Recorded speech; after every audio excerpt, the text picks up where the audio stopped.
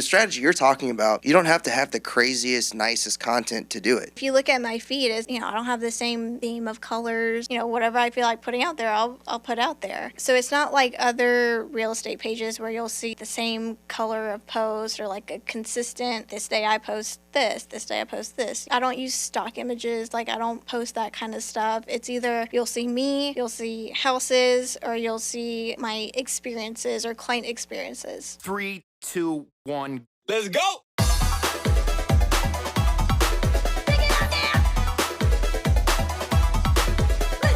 Hey guys, welcome to episode 8 of the Abercrombie and Flipped Real Estate Podcast. I really appreciate you tuning in. You could be anywhere in the world and you're here today. And today I've got something special for you. On today's episode, we have Anika Patel, who is only 21 years old in the industry. And she started in real estate when she was only 16 years old. And she shares all her tips and tricks on how to be in real estate as an introvert, something that I know a lot of you guys out there struggle with. And Anika is a living testament to the proof that you can be introverted in this industry and still be extremely successful. And she did all of this through social media. And she actually gives you a step-by-step instruction on how to implement her very own social media strategy. So if you're someone who's struggling with networking and you consider yourself an introvert, you're going to really want to tune into this episode because Anika tells you exactly how to do it, and it can all be done from your phone. And while I've got you here, be sure to like and subscribe. And we reached just over 12,000 views earlier this week, and it's because of y'all. Please continue to help me out. I'm going to continue to provide value for you so that you can learn from some of the top people in the industry, just like I am. And there are others out there that want to learn as well. If you like and subscribe, it's really going to help me out with the algorithm. All right, guys, let's dive in.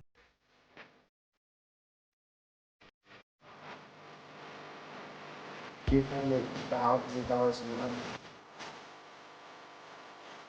in money. Excited to get your insight, which I think is a unique insight, which I'm excited to have you talk about. So why don't we start off, tell us a little bit about you, your history, because I know you got into real estate in a unique way, and you're involved in multiple ways because you're part of a team, but you've also do some other things. You invest in real estate. So why don't you just tell us a little bit about yourself? Yeah, so I started when I was 16. I was going into my junior year of high school. I went to an all-online high school based out of Grapevine, so my schedule was flexible. But, like the average person that goes through high school, they don't know what they want to do. I was in the same boat. I went from wanting to be a teacher to a pediatrician to a photographer. Like, I was all over the board.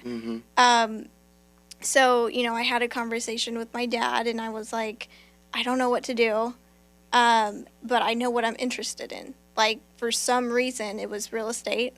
On social media, I was just looking at houses, following different realtors. I remember I used to calculate cap rates for fun. So, he recommended that the realtor that relocated our family in 2009, he recommended that I intern for him. And he was a top producer, still is. He was involved in a lot of things in the real estate world. So, I was like, okay, I have no idea what that means, but I'll try it. So, in May of 2019, I started my internship with him. When I started school, I would work half-day Wednesdays, full-day Fridays, and on the weekends. So just any chance I could get. And my main focus was just to learn as much as I could. Because again, no family members were in real estate. I didn't have any experience to it. So that's kind of how I got started, and I quickly realized that that's my passion. That's what I want to do. So you relocated in 2009, you said? So you're not from Texas? I'm not from Texas. I'm an Arizona baby. Arizona, okay. Yeah, so when I was 3, I moved to Corpus Christi because of my dad's job. And then my team lead, who I work with now, he relocated our family to Dallas in 2009, so when I was 6. So I can really say I've known him since I was 6. Wow.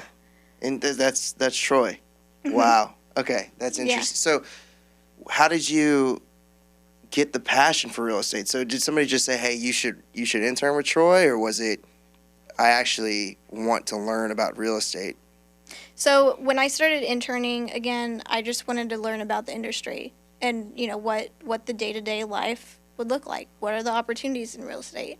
And I started doing transaction coordination work, some admin things, got into a little bit of marketing, and I realized there's so much to learn in this industry, and I have a passion for learning. So I just fell in love with it. And then each year, my team lead, Troy, he would give me new responsibilities. So first it was admin TC. Next it was marketing. And now I am director of growth and development for our team. And so what exactly does that mean? So it literally means growing and developing our team.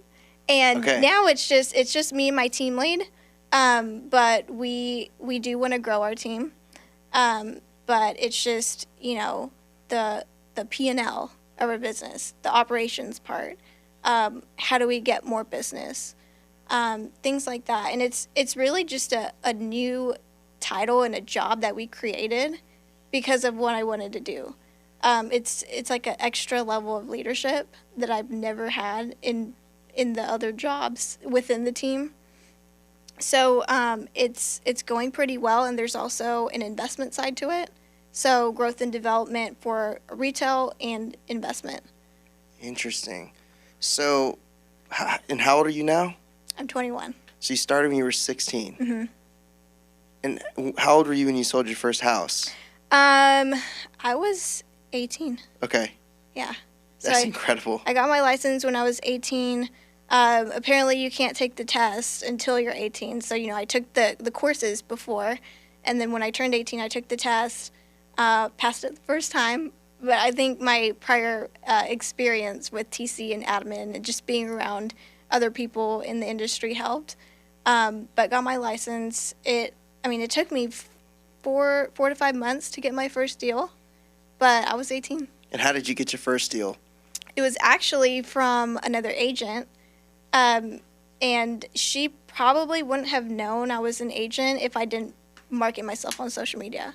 So she was a family friend from when I was in Corpus Christi, so when I was 4.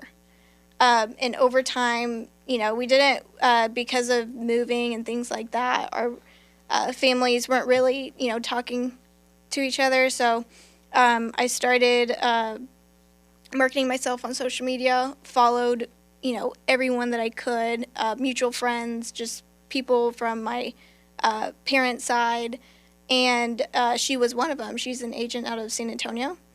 And she was like, hey, I didn't know you were a realtor. You're in the business. I actually have a friend that's wanting to sell their house. So that's how I got my first referral sale. partner. Yeah. That's awesome.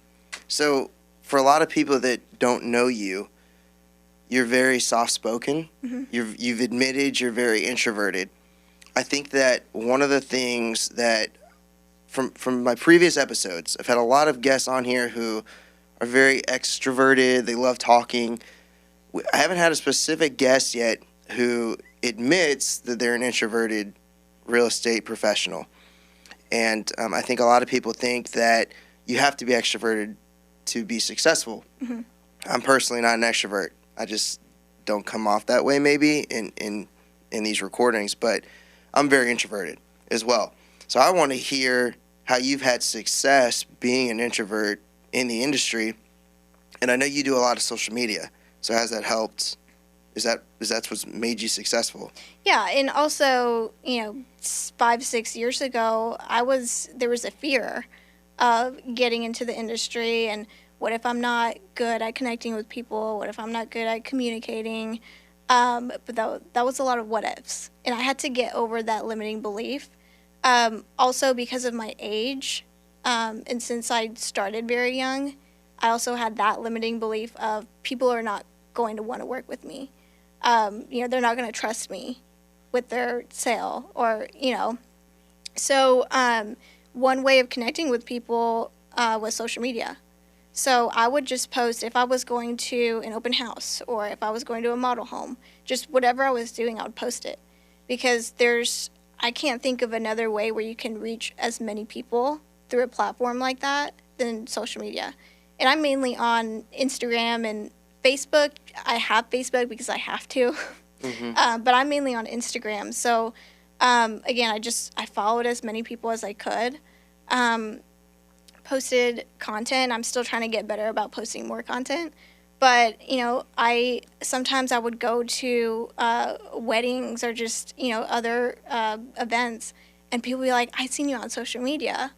And that was a really cool way of connecting because I feel like they already know me and I already know them through their content. So it was an easier way of connecting with people. I'm not the type of person to go into a room of strangers and just talk the room. So I feel like social media has helped me with that. And it's been, you know, I have close to 800 followers now. And every time I post something, I get, you know, at least, I'd say 5 to 10 responses, and that continues the conversation, continues the relationship. So you started following people in a way of growing. So you treated social media as a database. This is how I get new people. I'm posting constantly so they see what I'm doing.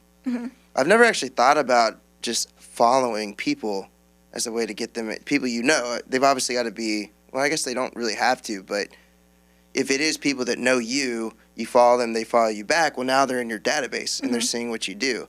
I've never thought about that as a strategy through social media. Yeah, it's a way of staying in front of people. And I know there's the algorithm that changes every month or so. Yeah.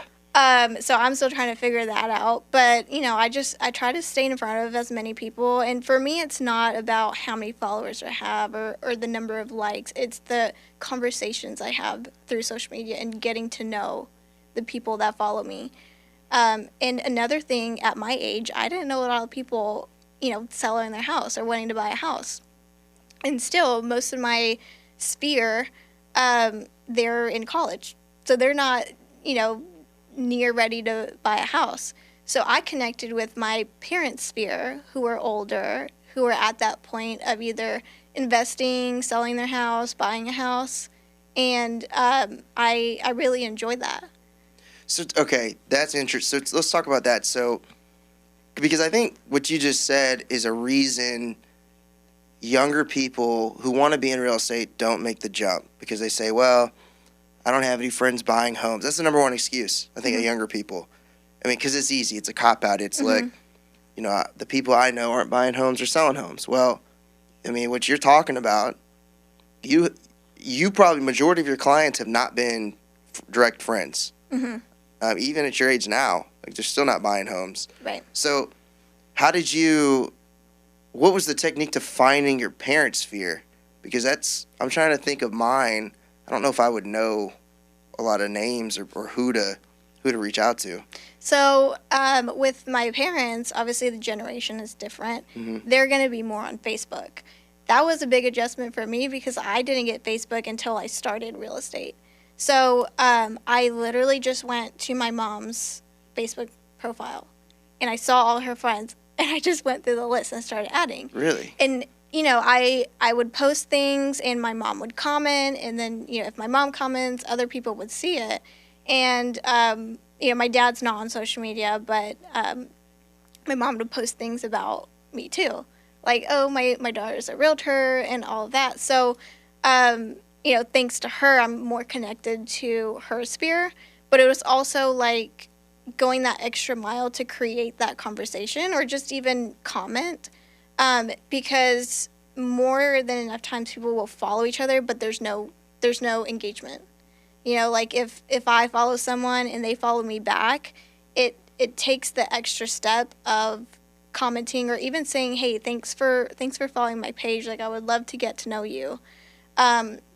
So with mostly everyone that I had added, and if they had added me back, I would either comment something on their content, and eventually that would lead to a private message or a DM. And I've gotten quite a few people who I had never met before saying, hey, I have this person in Dallas, or I have this connection in Dallas. They're wanting to sell their land or rent a home or something. And that's like not even through calling that person. it's strictly through social media. So when you walk me through the process. So you add somebody, so you go to your mom's friends, you add somebody. From that point, how does it turn into a message in their inbox? Because to me, it'd be a little weird if I added my mom's friend and then I just shot her a DM, or my dad's friend, whatever. So walk me through that process. Yeah, so if it's family or friends, I'll usually start by first liking their content. It's not like an overnight thing where you're going to connect immediately. So it's liking their content that they post, commenting, and then once you start doing that, then it gets more comfortable to have that conversation one-on-one to lead to a private message. Also, if they post something and you relate to it, you can like reply to their content and say, whatever, however you relate to it. And that just starts a conversation. But I usually don't mention anything about real estate. It's mainly just about the content that they post, just to get that genuine connection. And then you become top of mind when it comes to real estate. So what would you say to people who say, well, my parents are old, my parents are older, most people who are older already have a preferred realtor or a real estate professional in their mind. What would you say to that comment? I would say that's a limiting belief. Okay. There's a ton of people, even in Dallas, that are either that I know through family or friends of my parents or my sphere, and they've worked with a realtor in the past and used them repeatedly, but here they are telling me, I need help with my house. So I would say that is a limiting belief. Stop believing that. That's just the truth that you're telling yourself. It's not the truth. And, it doesn't even have to be your parents' sphere. It could be, if you're part of a community or an organization, or even the community that you live in, your apartment building. Look at, who can you find that's a mutual connection, and just start following. Don't be scared that they're not going to follow you back. So what, they don't follow you back? Then just, follow 10 more people. Because there are going to be those people that you attract through social media that you're the same, vibe. You get the same vibe from them. And there's going to be people who just don't connect with you, and that's okay. Well, and if you post consistently on social, you are slowly gaining mind share for people. The stats say that everyone has 2 real estate professionals when they think of real estate. One of them consumes 90%, the other consumes 10%. I think that's right. It might be 70, 30, 80, 20. But the point is, they think of one person and they maybe know another. So the goal with posting consistently is, I'm trying to gain that mind share. And when you add more people on social, it's just like adding people into your database. So you're treating social media, you truly are treating it as a separate database. Like, it's not in your CRM, it's not in Command. Yeah. It's through Facebook, Instagram, and whatever other platforms you have, which is... And it's all about building trust with that person. Because if they don't trust you, they're not going to, want to do business with you. So how do you build trust? You have to be real. You have to be real on social media. And that's why, I like to think I'm a funny person. So sometimes I'll post just humorous things on social media. I'm also very driven, and, I'll post on Mondays, Motivational Monday. I'll post a quote every Monday. I've seen that. Yeah. So I've been doing it for, I think, a year and a half, maybe 2. And there will be times where I won't do it. If it's either I'm traveling, or sometimes I'll just, and it's very rare that I'll forget, and I'll get people reaching out like, where's my quote? So it's really just figuring out what do you want people to know about you, and putting that on social media. Don't try to become someone on social media. Just be you. So what would be the advice you give to people who maybe are younger in the profession? So what would you say to them? It's hey, I want to get in. I have limiting beliefs. I love that saying. We talk a lot about that in the office. But I've got limiting beliefs. What does it take to be successful in real estate? I think knowledge is power. Once you learn and have the desire to learn and keep growing that way, you will become confident in and believe that you can do this at a young age. And over time, it wasn't easy to get rid of that limiting belief of my age and, people not wanting to work with me. But I feel like I try to learn something new every day, either about the industry, skills, just anything I can learn to help my clients. So if you just learn something new every day, you will build your confidence. And hopefully that will remove the limiting belief with whatever you have. I don't know enough people, or my age, or, I don't have the right skills. So, all right, I want to talk about, you went to an online high school. Mm-hmm. So how does that happen? So I actually went to an actual high school for 2 weeks, and I realized it wasn't for me. There was a lot of, and I'm very independent too, like the natural introvert coming out of myself. I like to do alone work, independent work, rather than group work. But the 2 weeks I went to high school, I wasn't connecting with the people in my classes. Everything was group work. So, one person, like I might do all the work, and one person would get the same grade for not doing the work. Mm-hmm. And it was just a, slower pace. We went at the level of the class and not individual level.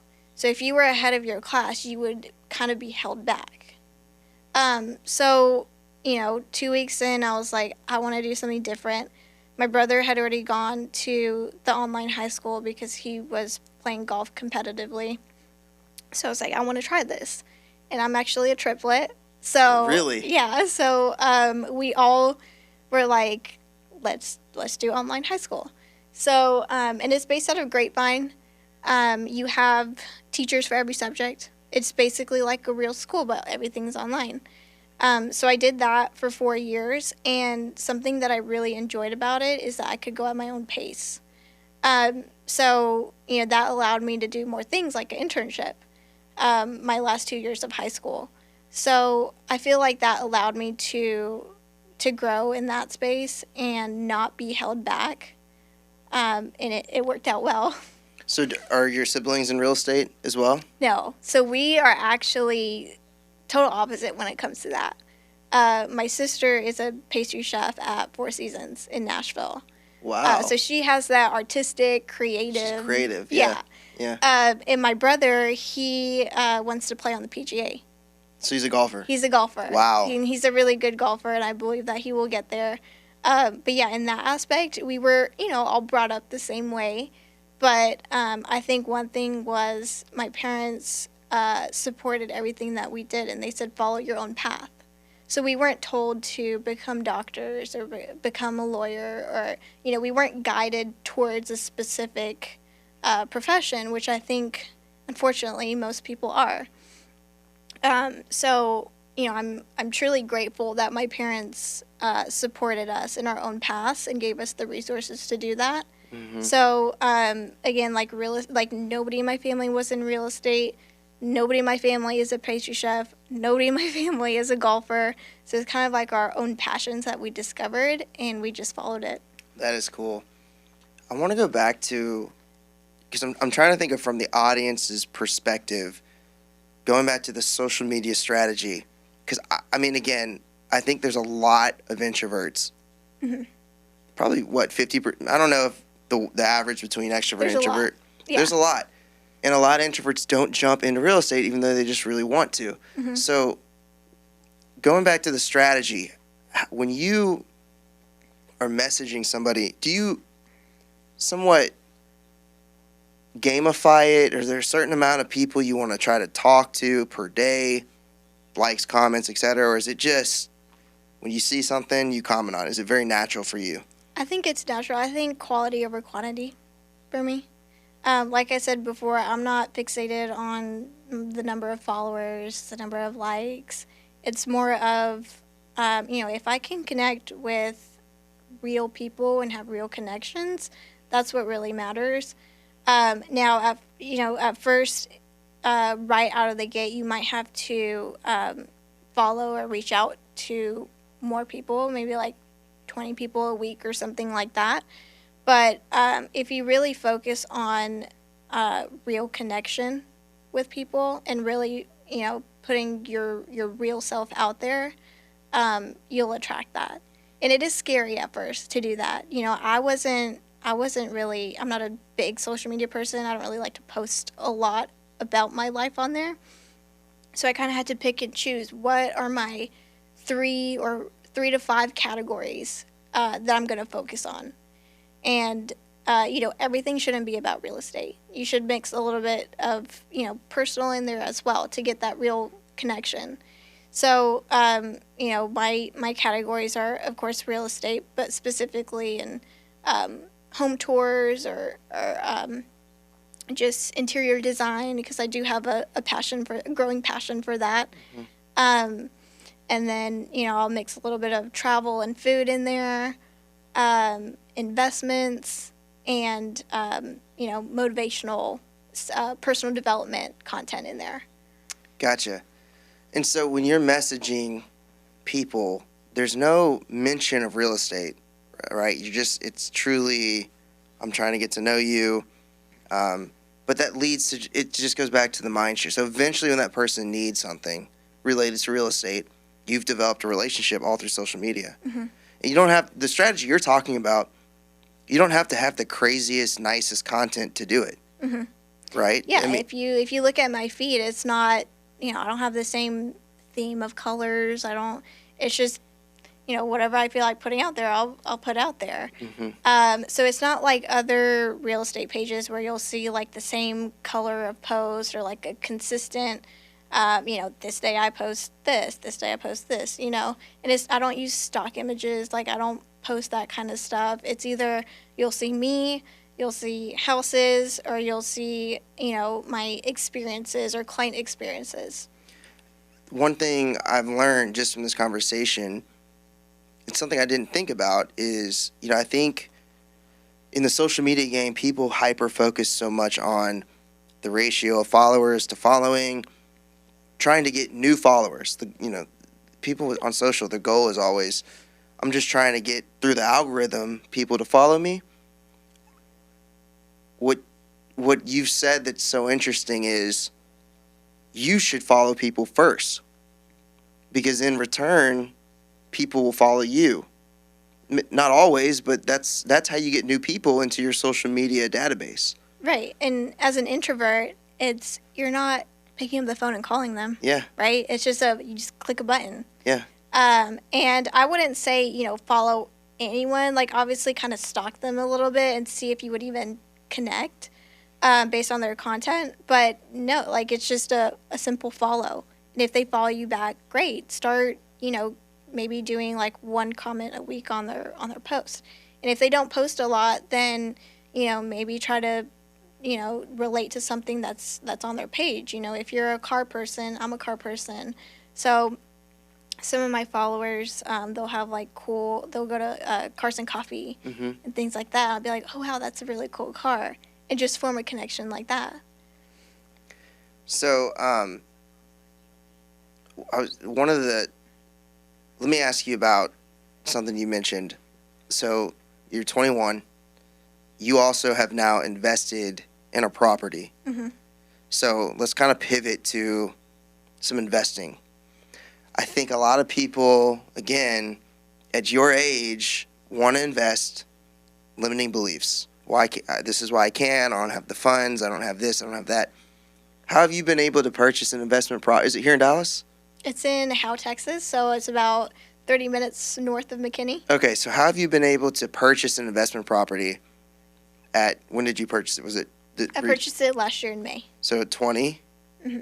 2021? I bought it before my 21st birthday. Okay, and is it a rental property? Mm-hmm. So you have tenants inside? Mm-hmm. Okay, yeah. How have you been able to do that? So I think part of being at Keller Williams has taught me to think differently, think bigger. So when I started, I did not have the intention of buying a property. I did not have the intention of becoming an investor. So over time, it was, I was thinking differently about my long-term plan, and, making some goals to work towards. So I think it was in year 2020 where I was with my team lead and mentor, Troy, and we were planning out 5 years ahead. And I'm like, what do I want my 5 years to look like? And I put rental in 2024. And I wasn't, I didn't push it. It was like, if the right opportunity came, I'll look at it. But I had to develop a plan to get towards that, whether it was like an income goal, learning, connecting with people who would help me get there. So I had to develop a plan at least, 2 to 3 years out to even get there. So you have to start with, knowing what you want. If you know that you want a rental, make a goal of when you want to do that, and then develop a plan for it of how you're going to get there. So, part of purchasing my rental was I need to learn how to do it. Second, I need to know people who can help me get there. So a lender, contractors, trustworthy contractors. And, my mentor, he has been a great help in, just teaching me and letting me shadow him, because he does flips, and he has 9 rental properties. So that was a huge benefit for me to just learn the process and learn everything about it.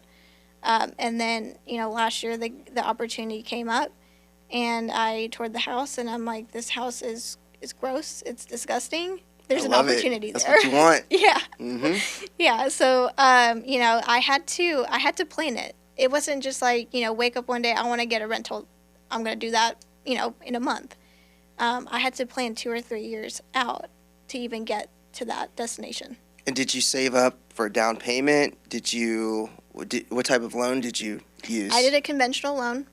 I put down as much as I could for the cash flow, because I wanted the highest cash flow. But yeah, back to my plan, I had to have a plan for saving. And, it's hard when you're young, you're making money, you want to spend it. But, I had to have a budget plan. I had to be, strict about what I spent my money on. But having that goal of, I want this rental in this year, helped me do that. I knew what my why was. And if you're not clear on that, then you're going to veer off your path. And so you said it was ugly. So when you fixed it up, did you put your own money into that as well? Mm-hmm. So I had to account for, the acquisition cost. How am I going to get the property? So I went with a conventional loan, put as much down as I could, plus closing costs. And it was an off-market property. So, I got it at a discount. Market value was probably $185. I got it for $150. It needed a full cosmetic remodel. So, I had to obviously have the money to do that, come out of pocket for that. So I knew what I was getting into, and I had to, make sure that I would be comfortable with spending all that, plus with what I already had. And, we did the full remodel in 2 to 3 months, and it rented right away. Y'all, she's 21. Like, there are so many people that want to do what you're doing. You say you did it the hard. You didn't have an investor. You didn't have anything saved up. You did it. You didn't have someone loan you money. You saved it up yourself. And I think if there's anything to take away from that, you had a plan. Like, there are so many people that they spend their free time playing video games. They spend their money on stuff they don't need. It's like, how serious do you want it? Mm-hmm. Your free time should be spent finding a mentor like you did, listening to podcasts like this,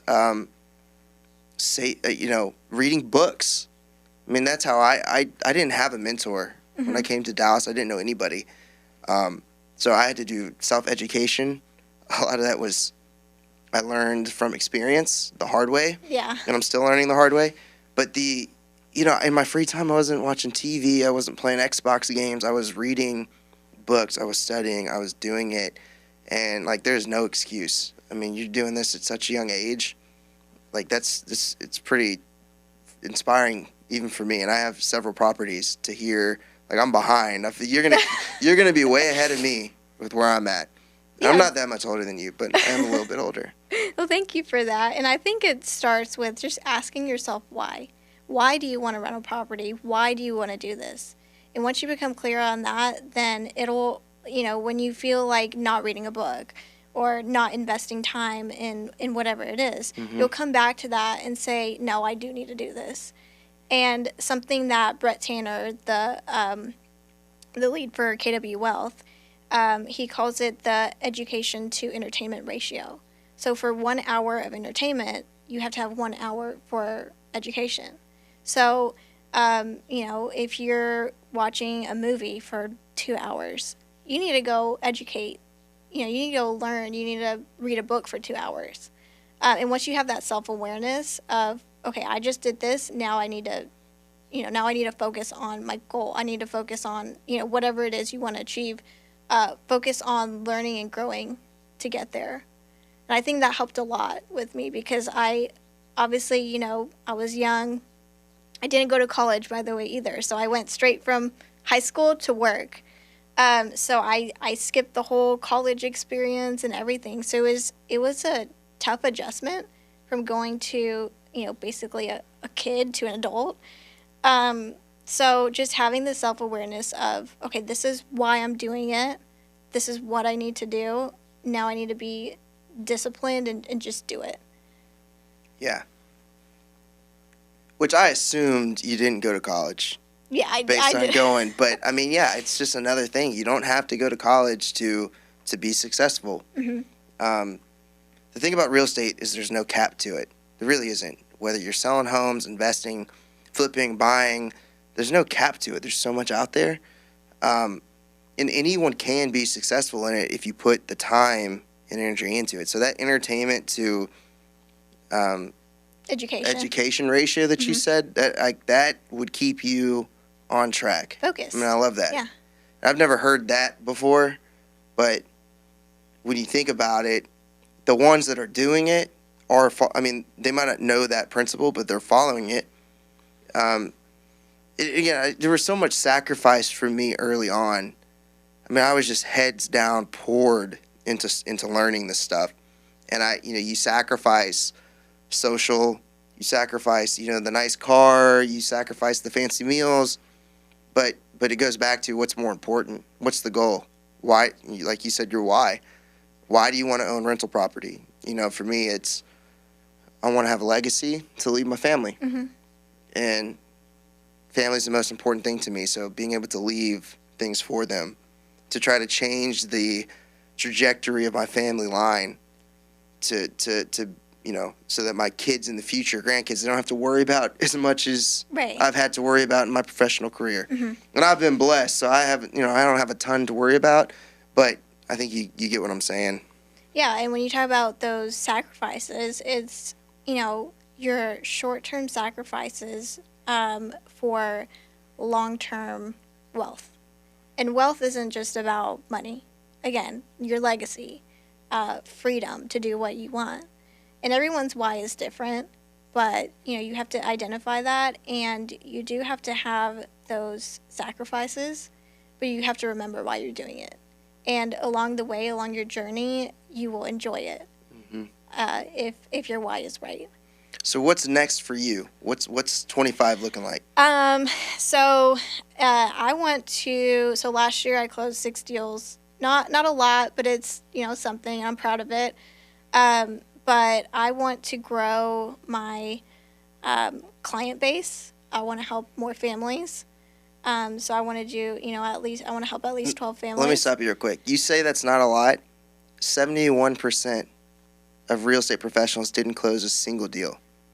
I saw that. And then I forget the percentage out of the ones that closed one, but out of that group, it's overwhelming. They didn't sell more than one. So you are in the top percentage of real estate professionals. And as you know, the current market isn't great. I think from an investing standpoint it is, but from a real estate agent standpoint, realtor standpoint, it's challenging. So okay, so you said 12. Yeah, I want to help 12 families this year. And also I want to ramp up my investment business. So I'm shooting for another rental. Okay. And also get into the mortgage note investment side. So, I'm shocked that some people in our industry, they don't know, mortgage note investing. Yeah, I don't either. What and is it? It's so just think of it as like, if you buy a rental property, you own the house. And you rent it to a tenant. So they pay you pay, if you have a mortgage on it, you pay the mortgage. Now, investing in a note is you buying a mortgage note. So let's say you buy a rental property and you finance it.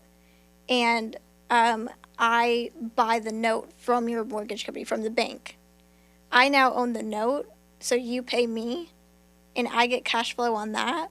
And I don't have to worry about property taxes. I don't have to worry about insurance. I don't have to worry about tenants. I don't have to worry about running toilets. And I hold the note. So you can buy people's notes from the bank? You're basically the bank. So the interest payment goes to you?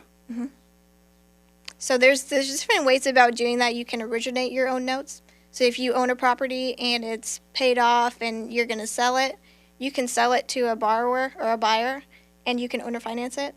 So you can create your own note. So even if you sell your asset, you can still hold the note and get cash flow from it. So you can do that. You can find banks that sell notes. There's also a couple that I know from Fort Worth, Crystal and Rick, and they develop land. And they subdivide it, they do all that. They sell the lots, but they keep the notes. And then with those notes, they sell those notes to investors, which I think is genius. But it took me a while to wrap my head around it because it's such a different mindset of being an being a property owner versus being the bank, being a landlord versus being the bank. All right, I need to pick your brain more on that. So, okay. For the people listening, how can they find you? So I am on Instagram, sold by Anika. You can also go, I'm a realtor, so my information is public. So you go to my website, soldbyanika.kw.com. So you can find me there. I am super responsive on social media, super responsive on email, text. So if anybody wants to reach out, I'll be happy to connect with them. All right, and as a farewell, you can look at the camera here, straight in the eyes. Give us one piece of your motivational Monday quotes that really stand out to you. I would say, and I don't think I have posted this before because I get my quotes from another page, like other pages, which I should probably start creating my own quotes. I think one thing that really resonates with me is go do what you're created to do. You have a destiny.